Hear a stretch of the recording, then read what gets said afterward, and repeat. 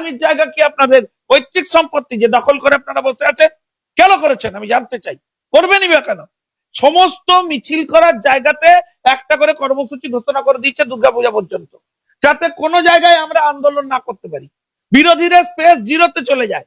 আপনি জানেন সারা কলকাতায় এবং সারা রাজ্যে যত হল আছে, যত এই যে নেতাজি ইন্ডোর ফিন্ডোর আছে, আপনি সভা করতে পারবেন না, সব তৃণমূল কংগ্রেস বুক করে দিয়েছে। আপনি তাহলে সভা করবেন কোথায়, মিছিল করবেন কোথায়? পুরো গণতান্ত্রিক পরিসরটাকে হত্যা করবার ষড়যন্ত্র। কলকাতা পুলিশ আর্মিকে আজকে তো জানিয়েছে ফোন করে যে আমরা তুলে নিচ্ছি ওখান থেকে সভা। যদি আর্মি ভয়ে পালিয়ে গিয়েছে, আপনি সাহসী, আপনি লড়াই করবেন, তাহলে গান্ধী মূর্তির তলায় আপনি মঞ্চটা বাঁধুন। খুলে ফেললেন কেন? আপনি গান্ধী মূর্তির তলা থেকে আপনার সভা সরিয়ে নিয়ে রানী রাসমণিতে গেলেন কেন? আপনি করুন সভা, দেখি কালকে সকালবেলা গিয়ে দেখবো। আমি মাঠে কাজ করে হচ্ছে নেতা হয়েছি, লড়াই করেছি। ওখানে একটা সভা করতে হয় কিভাবে সেটা আগে জানতে হবে। রাজ্যের মুখ্যমন্ত্রী জানেন না, ওনাকে জানতে হবে। ওনার যারা দলে পঞ্চ বাঁধে সাধারণ কর্মী, তাদেরকে জিজ্ঞেস করতে বলবেন। উনি তো গিয়ে শুধু বক্তৃতা দেন। পঞ্চটা যারা বাঁধে তাদের জিজ্ঞেস করবেন কিভাবে করতে হয়। আগে গিয়ে আর্মিকে কর্নেল কিউল্যান্ড বলে একটা পোস্ট আছে, তার আন্ডারে সমস্ত জমি থাকে আর্মির। আর্মির সেই জমি তাদেরকে দখল, পরিষ্কার, নিয়ন্ত্রণ সব করতে হয়। তার কাছে লিখিত অনুমতি নিতে হয়।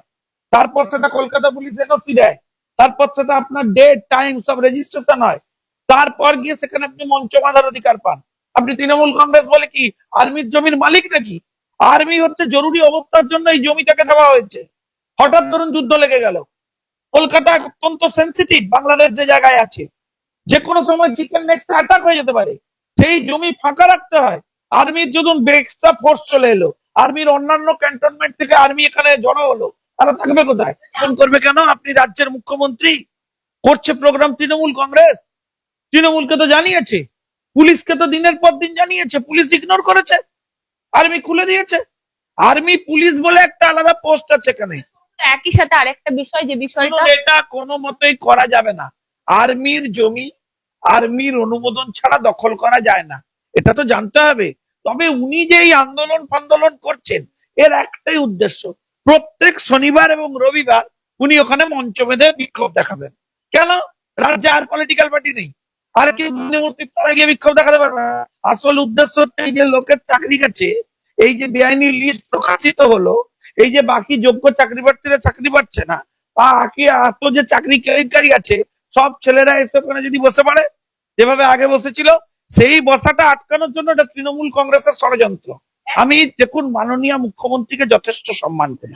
শুনুন এক সেকেন্ড, আমি ব্যক্তিগতভাবে মাননীয় মুখ্যমন্ত্রীকে যথেষ্ট সম্মান করি। মাননীয় মুখ্যমন্ত্রী নিজে একবার ভেবে দেখুন যে আপনি রাজ্যের মাননীয় মুখ্যমন্ত্রী, আপনি দাঁড়িয়ে বলবেন যে আমাকে দেখে 200 আর্মি ভয়ে পালিয়ে যাচ্ছে। এটা কাদের উৎসাহিত করবে? যারা দেশের শত্রু তাদেরকে। আমি সব কমেন্ট পাবলিকলি করতে পারি, আমি বলতে পারি এটা? Is this a mature political comment? আমি এটা কমিউনিকেট করতে পারি প্রকাশ্যে দাঁড়িয়ে?